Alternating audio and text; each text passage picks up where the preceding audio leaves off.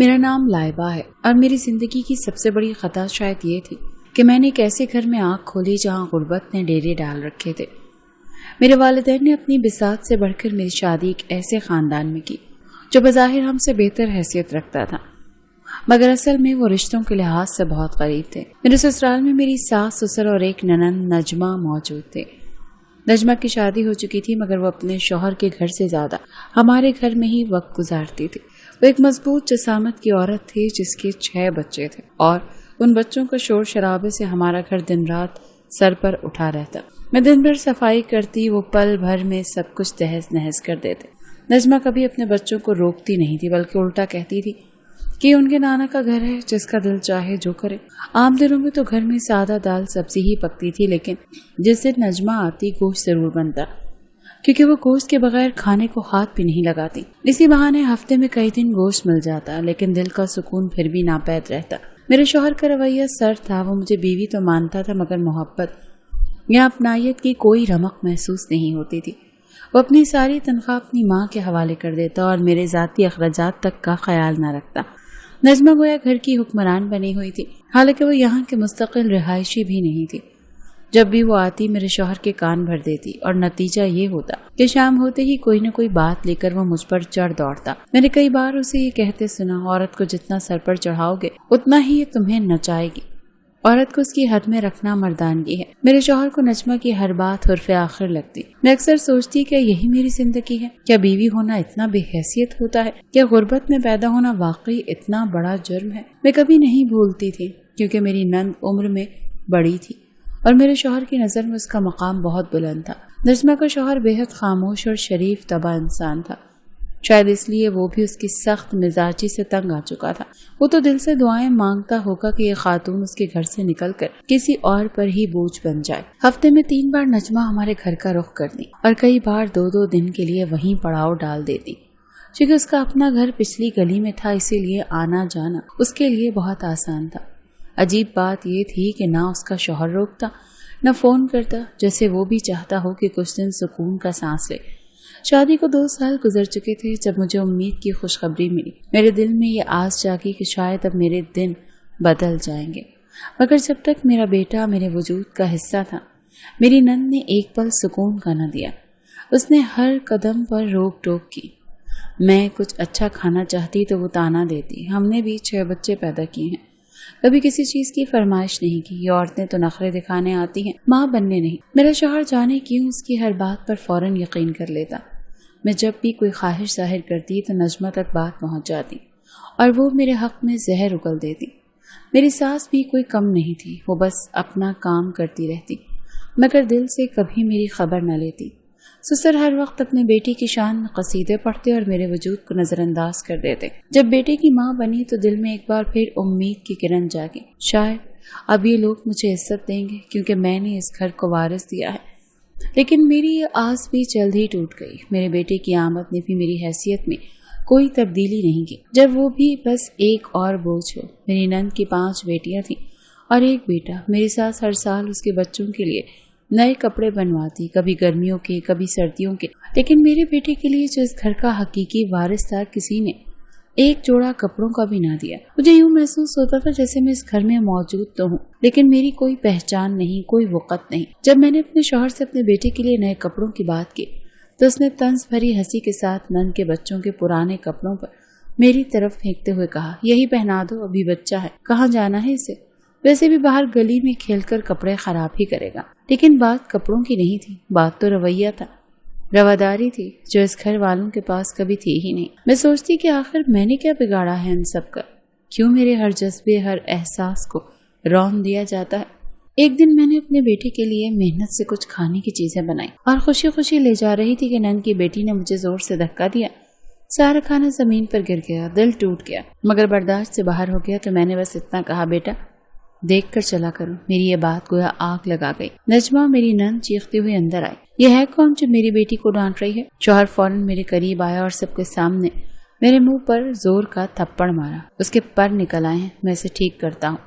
सास ने भी जहर उगला। हमने तो शक्ल देखकर ही पहचान लिया ये तो मनहूस निकली। ससुर को यह फैसला सुना चुके थे, बेटा क्यों बर्दाश्त कर रहा है, दूसरी शादी कर जान छुड़ा इससे। इस वक्त मुझे अपने देवर की याद सताने लगी जो मेरी बहुत इज्जत करता था, मगर आज से कई साल पहले ये घर छोड़कर चला गया था। न कोई झगड़ा हुआ, न किसी से कुछ कहा, बस एक दिन अचानक खामोशी से रुखसत हो गया।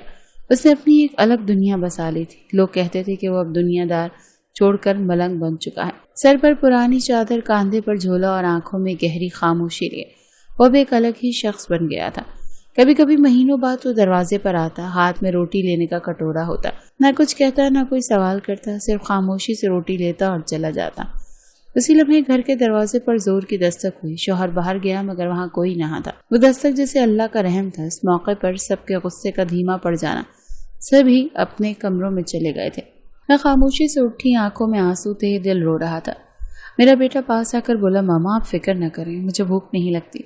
बस वो जुमला, वो मासूम चेहरा, मेरा दिल जैसे 1000 बार टूट गया। मैंने आसमान की तरफ देखा और बस यही कहा कि या अल्लाह मेरा जुर्म क्या है। अगली सुबह वही मामूल, मैं सहन में झाड़ू लगा रही थी कि अचानक मेरी नजर जमीन पर पड़े 1000 रुपए के नोट पर पड़ी। दिल में ख्याल है कि अगर मैं किसी को दे दूंगी तो वो चुपचाप रख लेगा। फिर सोचा नहीं, इस बार अपने बेटे के लिए कुछ ले लूंगी, वो बेचारा हमेशा तरसता ही रहता है। इतने में दरवाजे पर एक आवाज आई, अल्लाह के नाम पर कुछ दे दो, 4 दिन से भूखा हूँ। मैंने झिझकते हुए दरवाजा खोला तो सामने देवर खड़ा था, बदन पर फटी पुरानी चादर, चेहरे पर तकलीफ की गहरी लकीरें। उस रोज जब मैं उसे दोबारा देखा तो मेरे कदम खुद ब खुद उसकी तरफ उठने लगे थे। मेरे हाथ खुद ब खुद बढ़ गए और मैंने वो नोट उन्हें पकड़ा दिया। ये ले लो, अपने लिए कुछ खा लेना। मैंने पलटने ही वाली थी कि उसने कहा, बेटी रुक जाओ। फिर उसने अपनी चादर उतारी और मेरी तरफ बढ़ाते हुए कहा, ये तुम रख लो। मैंने हैरत से कहा, देवर जी मैं इस चादर का क्या करूंगी, आपके लिए तो वैसे भी सर्दी है। उसने मुस्कुराकर जवाब दिया, तुम मुझे 1000 रुपए दे दिए मगर तुमने मुझे नहीं बचाया, खुद को बचाया है। ये चादर तुम्हारी हिम्मत की निशानी है, इसे रख लो। तुम्हारी नीयत ने मुझे दुआएं दी हैं। जब वो देवर मेरे हाथ में वो पुरानी सी चादर थमा गया तो उसके अल्फाज आज भी मेरे जहन में गूंजते हैं। ये चादर संभाल कर रखना, देखना एक दिन ऐसा आएगा यही लोग तुम्हारे कदमों में होंगे। मैंने उसे आवाज दी, सवाल करना चाहा लेकिन उसने पलटकर भी नहीं देखा। मैं चादर को घूरती रही, हैरान थी कि एक देवर जिसे लोग 5 रुपए देने में भी हिचकिचाते हैं, वो इतने यकीन से ऐसी बात कहकर चला गया। चादर कोई खास नहीं लग रही थी लेकिन जाने क्यों दिल कह रहा था कि ये कोई मामूली चीज नहीं। मैंने उसे अपने कमरे में लाकर रख दिया। रात हो चुकी थी, घर के सब अफराद सो चुके थे, सिर्फ मैं जाग रही थी। जहन में देवर की बातें गूंज रही थी कि सब तुम्हारे गुलाम हो जाएंगे। मैं दिल ही दिल में हंस पड़ी, क्या मजाक है, भला ऐसा भी कभी होता है। फिर सोचा अगर ऐसा हो जाए तो मैं इन सब से जरूर बदला लूंगी। इन लोगों ने मेरी जिंदगी अजाब बना दी, मेरे बच्चे को रुलाया, मेरा दिल छल्ली किया। यही सोचते सोचते मुझे नींद आ गई। और सबसे ज्यादा हैरत अंगेज लम्हा वो था जब मेरे शौहर ने पहली बार मोहब्बत से मुझे आवाज दी, सुने जरा आइएगा। मैं हैरत से कमरे में गई तो वो तैयार होते मुस्कुरा कर कहने लगा, आज नाश्ता यहीं कमरे में कर लेते हैं आपके साथ बैठकर। मेरे कदम तो वहीं रुक गए। मुंह हैरत से खुला का खुला रह गया। ये वही शौहर था जिसने शादी के दूसरे दिन भी मेरे साथ नाश्ता करना जरूरी नहीं समझा, और आज अचानक इसे मेरे साथ बैठकर नाश्ता करने का ख्याल क्यों आया। मैं उसे हैरत से देखती रही, दिल में खौफ भी था कहीं मजाक ही ना हो। लेकिन वो मेरे करीब आया और अपने दोनों हाथों से मेरा चेहरा थाम कर मेरी आंखों में झांका और नरमी से पूछा, क्या बात है, तबीयत तो ठीक है ना। मेरा दिल तो जैसे धड़कना ही भूल गया। ये कैसा बदला हुआ अंदाज था, ये कैसी शफकत थी जो मैंने कभी महसूस ही नहीं की थी। फिर उसने मुझे अपने पास बिठाया और माथे पर हाथ रखकर बुखार चेक करने लगा। इतने में मेरी नई नाश्ता लेकर आगे निहायत मोहब्बत से हमारे बेड के करीब रख दिया। अचानक मेरा बेटा भी कमरे में दाखिल हुआ, हाथों में चिप्स, बिस्किट, जूसेस और चेहरे पर वही खुशी जो बरसों से गुम थी। वो उस सैर से लौटा था मेरे ससुर के साथ। मेरी आंखों से बेख्तियार आंसू बहने लगे। मुझे लग रहा था जैसे मैं ख्वाब देख रही हूँ। शौहर ने मेरे आंसू देखे तो फौरन परेशान हो गया। प्यार भरे लहजे में बोला, ये क्या, तुम रो क्यों रही हो, किसी ने कुछ कहा है, बताओ मुझे, मैं उसे छोड़ूंगा नहीं। मैं बस उसे देखती ही रह गई। क्या ये वही शख्स है जिसने कभी मेरी फरियाद भी नहीं सुनी? आज वो मेरे हर आंसू का हिसाब मांग रहा है। फिर वो बोला, शाम को तैयार रहना, हम तीनों बाहर घूमने जाएंगे, अच्छा सा खाना खाएंगे, खुशी मनाएंगे। मैं कुछ कहने ही लगी थी कि वो बोला, और हाँ मुझे थोड़े से पैसे दे देना। मैं चौंक गई, पैसे मेरे पास कहाँ से आए, आपने तो आज तक मुझे 1 रुपया भी नहीं दिया।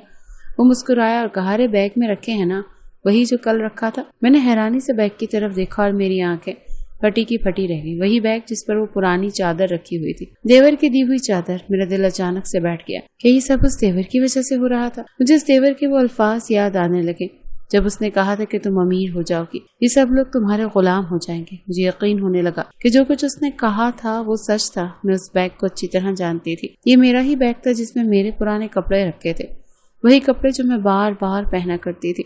لیکن آج جب میں نے اسے کھولا تو میرے ہوش اڑ گئے۔ وہ بیگ پیسوں سے بھرا ہوا تھا۔ میرے شوہر نے مجھ سے کہا کہ اس میں تھوڑے سے پیسے نکال کر دے دو۔ وہ مجھ سے ایسے بات کر رہا تھا جیسے یہ روز کی بات، جیسے میں ہمیشہ اس بیگ میں سے اسے پیسے نکال کر دیتی ہوں، اور جیسے ہمارے گھر میں اس کا ہونا ایک معمولی سی بات ہے۔ وہ اتنا نارمل انداز اختیار کیے ہوئے تھا کہ مجھے خود یقین نہیں آ رہا تھا کہ یہ سب میرے ساتھ ہو رہا ہے۔ اس نے کہا شام کو تنخواہ ملے گی تو پوری میرے ہاتھ پر رکھ دے گا اور ہم سب سیر کرنے جائیں گے۔ جب وہ کام پر روانہ ہو گیا تو میں باہر نکلی اور جو منظر دیکھا وہ تو ناقابل یقین تھا۔ میری نند صحن میں جھاڑو لگا رہی تھی، وہی عورت جس نے پچھلے 4 سالوں سے میں خود سے پانی کا گلاس اٹھاتے نہیں دیکھا تھا، آج وہ صفائی کر رہی تھی۔ یہ منظر دیکھ کر میں تو اپنا سر پکڑ کر کمرے میں بیٹھ گئی۔ میری نظر پھر اس چادر پر گئی جو اس دیوار کے ساتھ تھی، وہی پرانی جگہ جگہ سے پھٹی ہوئی چادر جو اب بھی بیگ پر پڑی ہوئی تھی۔ میں اسے غور سے دیکھنے لگی اور دل میں سوچا یہ کیسے ہو گیا؟ وہ دیور سچ کہہ رہا تھا، میں واقعی امیر ہو گئی تھی اور یہ سب لوگ میرے تابع ہو چکے تھے۔ میں نے سوچا کہ کچھ چیک کروں، اسی لیے جلدی سے تیار ہوئی، کچھ پیسے بھی ساتھ رکھ لیے اور باہر آ کر اپنی ساس سے کہا میں اپنے امی کے گھر جا رہی ہوں۔ مجھے یقین تھا کہ وہ مجھے روکے گی یا کچھ کڑوی بات کرے گی جیسے ہمیشہ کرتی ہے، لیکن اس بار جب اس نے منہ کھولا تو میں حیرت سے سن رہی تھی۔ اس نے کہا بیٹا تمہیں بتانے کی کیا ضرورت ہے، جب دل کرے اپنی ماں کے گھر چلی جایا کرو، جتنا دل چاہے وہاں رہ سکتی ہو، اب تمہیں بلا اجازت لینے کی کیا ضرورت ہے۔ میں ماں کے گھر آ گئی، ماں باپ سے ملی، دل کو کچھ سکون سا محسوس ہوا، لیکن میں نے ان کو کچھ نہیں بتایا، نہ بیگ کے بارے میں، نہ شوہر کے رویے کے بارے میں، نہ گھر کی بدلتی ہوئی فضا کے بارے میں۔ اندر ہی اندر مجھے ایک عجیب سا ڈر لگ رہا تھا کہ کہیں کسی کو کچھ بتانے سے یہ سب کچھ ختم نہ ہو جائے۔ پھر یوں ہی باتوں باتوں میں نے اپنے والد سے پوچھا کہ بابا اس گاؤں میں ایک دیور آتا ہے، کیا آپ جانتے ہیں اس کو؟ بابا نے کہا بیٹا یہاں تو نہ جانے کتنے دیور آتے جاتے ہیں، کون کس کا یاد رکھتا ہے؟ ایسے تو کسی خاص دیور کا کچھ علم نہیں، لیکن ہاں بابا نے جب پوچھا کہ بیٹا تم ایسا کیوں پوچھ رہی ہو تو میں نے مسکرا کر کہا کچھ نہیں، بس ایسے ہی۔ اندر ہی اندر میرے دل میں ایک طوفان چل رہا تھا، لیکن میں نے سب کچھ چھپا لیا۔ اس وقت میری زندگی جیسے خواب بن چکی تھی۔ میرا شوہر اس دنیا کا سب سے بہترین شوہر لگنے لگا تھا، میرے سسر اور ساس محبت کی مورت بن گئے تھے، اور میری نند جو کبھی ایک تیز زبان رکھنے والی عورت تھی اب سگی بہن جیسی لگتی تھی۔ وہ سب لوگ میرا ایسا خیال رکھ رہے تھے جیسے میں کوئی شہزادی ہوں۔ مجھے کوئی کام کرنے نہیں دیا جاتا، کھانا میرے کمرے میں آتا، وہ بھی میری پسند کا۔ میرے بیٹے سے سب پیار کرتے جیسے وہ کوئی راجکمار۔ یہ سب کچھ ایک خواب جیسا تھا، ایک ایسا خواب جو ختم ہونے کا نام نہیں لے رہا تھا۔ مجھے یقین نہیں آتا تھا کہ میں وہی لڑکی ہوں جو کل تک محرومیوں میں جیتی تھی۔ شاید یہ سب میرے صبر کا صلہ تھا، لیکن پھر ایک دن ایک عجیب واقعہ پیش آیا۔ میں نے آئینے میں اپنی صورت دیکھی تو چونک گئی، میرے چہرے پر جھریاں پڑ رہی تھی۔ یہ ممکن کیسے ہو سکتا تھا؟ میں تو صرف 29 سال کی تھی، میری شادی بھی جلدی ہو گئی تھی، تو پھر یہ جھریاں؟ جیسے جیسے دن گزرتے میری طبیعت بگڑنے لگی، چہرے کی رونق ختم ہوتی جا رہی تھی اور میرا جسم ایسے لگتا جیسے کسی زندہ لاش کا ہو۔ حالانکہ میں خوش تھی، اچھا کھاتی پیتی، کوئی فکر نہیں تھی، سب مجھ سے پیار کرتے تھے، مگر پھر میرے اندر سے جان نکلتی جا رہی تھی۔ میں حیران تھی کہ گھر کے کسی فرد نے کبھی مجھ سے کچھ نہیں کہا، جیسے انہیں نظر ہی نہیں آ رہا۔ وہ آج بھی ویسا ہی پیار کرتے تھے جیسے میں پہلے دن آئی تھی۔ میں جو بھی کہتی وہ صرف ہاں بیٹا کہہ کر مان جاتے۔ یہ سب کچھ بہت عجیب تھا۔ ایک دن میں اس عجیب خاموشی اور بناوٹی محبت اور اس بے حد خیال رکھنے والے ماحول سے تنگ آ گئی۔ میں کمرے سے باہر نکلی اور تب میری نظر دور ایک سائے پر پڑی، وہی دیور، وہی چادر دینے والا دیور۔ میں اس کے پیچھے دیوانگی میں بھاگ کڑی اور آخر کر اس کا راستہ روک لیا۔ دیور نے میری طرف دیکھا، اس کی آنکھوں میں پہچان کی چمک تھی۔ میں نے ہانپتے ہوئے کہا تم نے مجھے نہیں پہچانا؟ تم نے ہی مجھے وہ چادر دی تھی۔ وہ بولا ہاں یاد ہے، لیکن تم تو بہت بدل گئی۔ میں نے روحانسی آواز میں کہا میرے ساتھ یہ سب کیا ہو رہا ہے؟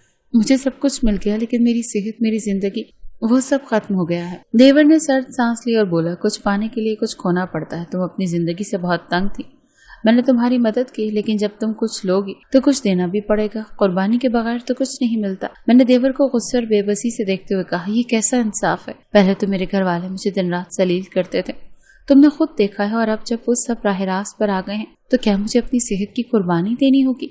مجھے تو یوں لگتا ہے جیسے میں بہت جلد ہی مر جاؤں گی۔ دیور نے خاموشی سے کاندھے اچکائے اور کہا تم نے اتنی قسمت کا رخ بدلا ہے اور اب اتنی سی قربانی بھی نہیں دے سکتی۔ شاید اگر تم تھوڑا اور صبر کر لیتی تو تمہیں اس کا بہتر صلہ مل جاتا۔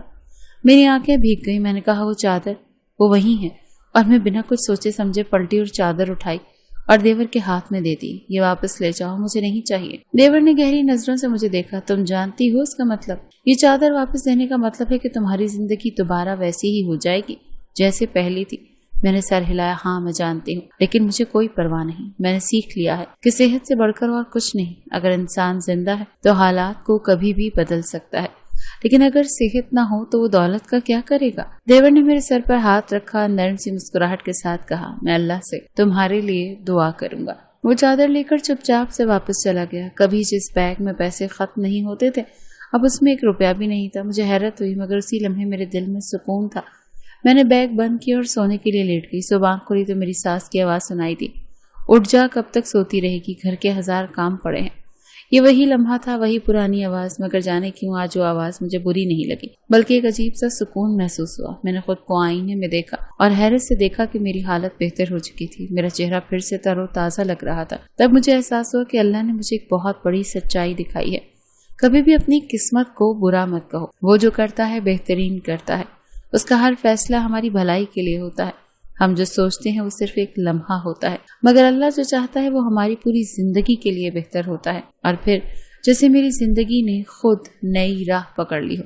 मेरे शौहर को अचानक एक पुरानी जान पहचान वाले दोस्त से दोबारा राब्ता हुआ, जिसने एक छोटा सा कारोबार करने का मशवरा दिया। मेरे शौहर ने मेरी हिम्मत अफजाई पर वो काम शुरू किया और अल्लाह ने उसमें बरकत डाल दी। कुछ ही महीनों में आमदनी बेहतर होने लगी और उसका मिजाज भी नरम और खुशगवार होता गया। मेरी नंद का शौहर दूसरे शहर तबादले पर चला गया तो वो भी बच्चों समेत वहां चली गई। मेरे ससुर और सास का रवैया भी मेरे साथ बहुत बदल गया। अल्लाह ने मुझे एक और बेटे से नवाजा और मेरा घर अब पहले से कहीं ज्यादा पुरसुकून और खुशहाल हो चुका था।